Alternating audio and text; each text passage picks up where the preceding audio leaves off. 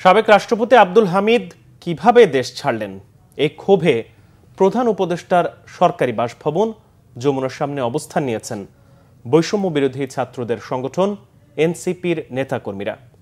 আওয়ামী লীগকে নিষিদ্ধের বিষয়ে সরকারের সিদ্ধান্ত জানার আগ পর্যন্ত প্রধান উপদেষ্টার বাসভবনের সামনে অবস্থান করার ঘোষণা দেয় দলটির আহ্বায়ক নাহিদ ইসলাম। মধ্যরাতের পর ইসলামী ছাত্র শিবিরের নেতাকর্মীরাও অংশ নেন এতে। এমন পরিস্থিতিতে প্রধান উপদেষ্টার বাসভবনের সামনে নিরাপত্তা জোরদার করা হয়েছে। মিরাজ হোসেন গাজী রিপোর্ট।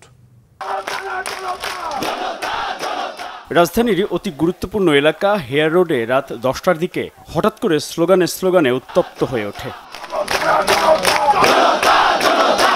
রাত বাড়ার সাথে বাড়তে থাকে জমায়েত, সাথে জোরালো হয় আওয়ামী লীগকে সংগঠন হিসেবে নিষিদ্ধের দাবিতে স্লোগান।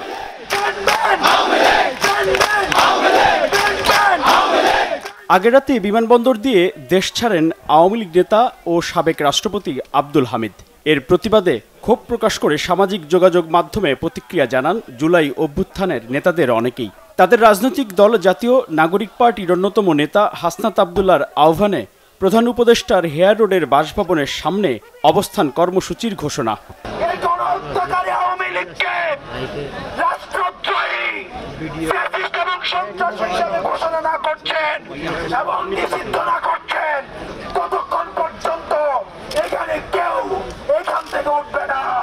অবস্থান কর্মসূচিতে আওয়ামী লীগ নিষিদ্ধের দাবিতে কঠোর হুঁশিয়ারি দেন জুলাই অভ্যুত্থানের আহত ও তাদের স্বজনরা।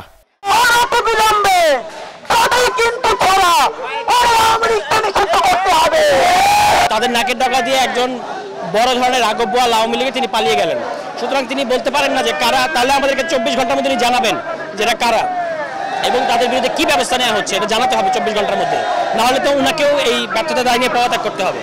রাত 1:45টার দিকে কর্মসূচিতে যোগ দেন এনসিপির আহ্বায়ক নাহিদ ইসলাম সহ দলটির শীর্ষ নেতারা। এর কিছু সময় পর অবস্থান কর্মসূচিতে আসেন ইসলামী ছাত্র শিবিরের নেতাকর্মীরা। আওয়ামী লীগ নিষিদ্ধে সরকারের সিদ্ধান্ত জানার আগ পর্যন্ত অবস্থান চালিয়ে যাওয়ার ঘোষণা দেন নাহিদ ইসলাম।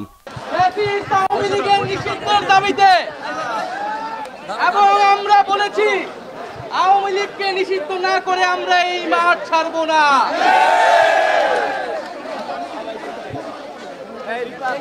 এই অন্তর্বর্তী সরকারের প্রথম দায়িত্ব ছিল আওয়ামী লীগকে নিষিদ্ধ করা। আমরা সরকারের ভিতরে সরকারের বাইরে সবসময় সেই দাবি বলেছি,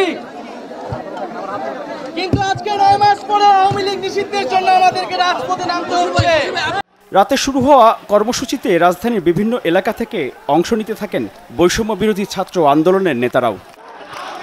মিরাজ হোসেন গাজী, বাংলা ভিশন, ঢাকা।